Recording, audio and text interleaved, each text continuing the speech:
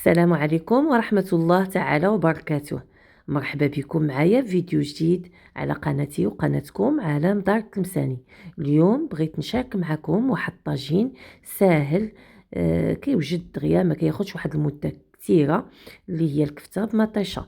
هاد الطاجين بغيت نشاركو كذلك مع الطلبة والموظفين اللي كيكونوا ساكنينش مع الأسر ديالهم، كيكونوا بحكم الدراسة أو الوظيفة بعيدة على دارهم، فبالتالي هذا غادي نحضروا معكم طريقة سهلة.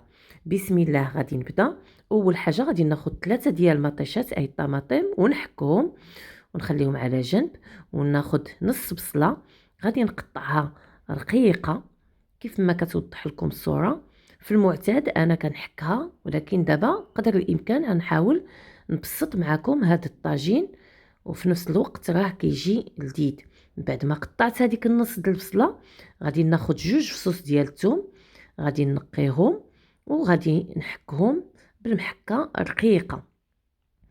كذلك غادي ناخذها، غادي نديرها في واحد الانيه نحطها على جنب. ودابا غادي نبداو نحضروا الطاجين.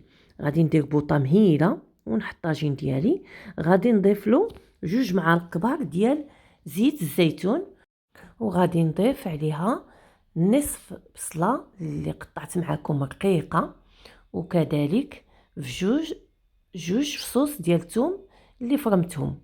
غادي نخلي هادشي على هاد البوطه مهيله حتى تنزل البصله والثومه وطلق هذيك النسمه ديالها. يعني البصله ملي تنشحروها بهذه الطريقه كتعطينا واحد اللذه بنينه لهذا الطبق. غادي نبدا نحرك هكا كنقابلها، ومن بعد عاد نضيف لها مطيشه اللي حكيت اي الطماطم. هذه مطيشه ما غاديش نصبها كامله مباشره على الطاجين باش ما يطرطقناش. هذه المعلومه بغيت نشاركها معكم. كنضيف شويه بشويه على ما كينسجم لي بديك البصله كتسدفى شويه، وعاد كنضيف الباقي ديال المطيشه.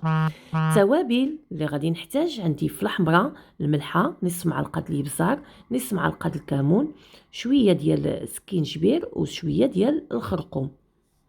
غادي نحرك هاد التوابل حتى ينسجموا مع بعضياتهم، ونغطي على الطاجين ديالي حتى طيب ديك البصله ومطيشه والتوابل اللي درت معكم. غادي نغطيها وندوز ناخذ الكفته. انا عندي هنا نص كيلو ديال الكفته، نتوما يمكن لكم ديروا الكميه اللي غادي تحتاجوا. غادي نحربلها هكذا كويرات. في الوقت اللي غادي طيب لي مطيشه غادي نضيفها للطاجين، غادي نضيفها كامله، ومن بعد مني غادي ننتهي غادي نغطي على الطاجين. مجرد نحس بالكفته طابت غادي نعري عليها، وغادي نضيف لها معلقه كبيره ديال القزبور ومعدنوس مقطعين رقاقين. بطبيعه الحال يمكن لكم تذوقوا الطاجين وتشوفوا الملحه واش القياس هو هذاك ولا لا. بحكم ان الطاجين كيشد السخونيه كنزولوا في ديك اللحظه في ديك السخونيه كتطلق ديك القزبور والمعدنوس، وهكذا الطاجين ديالنا كيكون واجد في اقل من نصف ساعه. وهكذا غادي نكون وصلت معكم لنهايه الفيديو. كنتمنى هذا الطاجين ديال الكفته بمطيشه يكون نال الاعجاب ديالكم. خليت لكم الراحه حتى الفيديو اخر ان شاء الله. مع السلامه.